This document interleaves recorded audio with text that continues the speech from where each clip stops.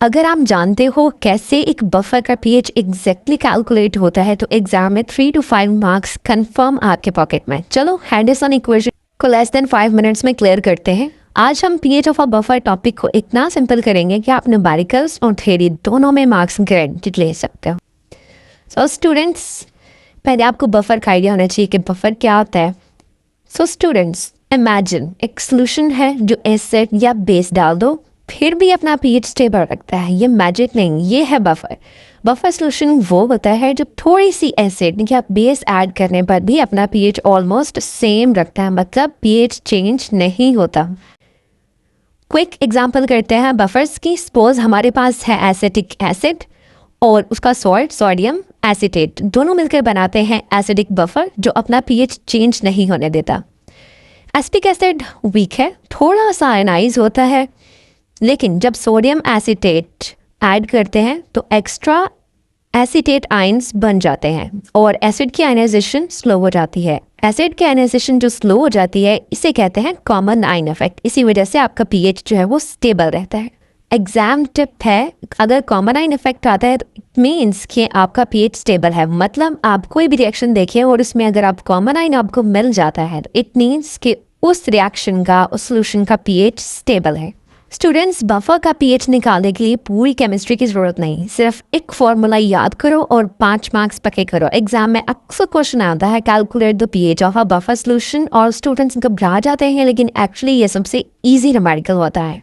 ये इक्वेशन जो आपको यहाँ पर स्क्रीन पर शो हो रही है ये है हेंडरसन इक्वेशन। इस हेंडरसन इक्वेशन को यूज़ करते हुए हम देखेंगे कि कैसे पीएच को कैलकुलेट कर सकते हैं। सिर्फ आपने एक ये इक्वेशन याद रखनी है। पीएच क्या है, एसिडिटी या फिर बेसिसिटी ऑफ अ सॉल्यूशन। पीके क्या होता है, एसिड स्ट्रेंथ कांस्टेंट। फिर लॉग है और सॉल्ट कंसंट्रेशन, एंड देन उसको डिवाइड करना है आपने एसिड की कंसंट्रेशन के साथ। इसके लिए कुछ स्टेप्स है, स्टेप्स को क्विकली देख लें। पहला स्टेप क्या है, आपने इक्वेशन को लिखना है, देन आपने वैल्यूज़ को सब्स्टिट्यूट करना है और फिर लॉग कैलकुलेट करना है, एंड देन आपके पास फाइनल पीएच जो है वो निकल आएगी। इसके लिए एक शॉर्ट सी मेमोरी ट्रिक है, एक लाइन ट्रिक है, उसको याद रखें। सॉल्ट ऊपर, एसिड नीचे, लॉग लगाओ, पीएच मिलेगा सीधा।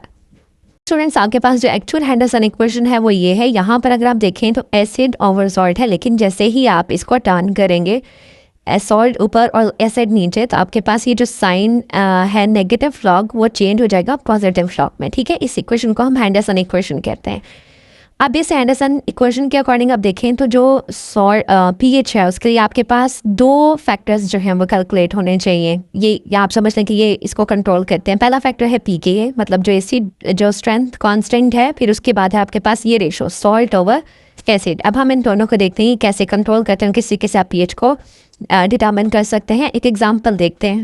इस एग्जाम्पल को देखो, हमारे पास सॉल्ट है सोडियम एसीटेट और एसिड है एसिटिक एसिड। ठीक है, लेट सपोज एन की जो आपके पास कंसंट्रेशन है वो 1 है। ठीक है, 0.1 मोल है, एसिड की भी सेम है, तो आपके पास जो इनको डिवाइड करने से क्या आएगा 1, और log 1 किसके इक्वल होता है, 0 के इक्वल होता है। तो मतलब आपके पास log 1 वैल्यू तो 0 हो गई। अब आपके पास पीएच किसके इक्वल आएगी, पीके के इक्वल आएगी। तो पीके लेट सपोज आपके पास जो ये एसिड है एसिडिक एसिड, इसके पास आपके पास जो है वो 4.74 है। तो अब आपके पास पीएच भी किसके इक्वल आएगी, पीके के इक्वल है। तो फिर आपके पास पीएच कितनी हुई, 4.74। It means that the pH of this buffer is just equal to the pK of the acid.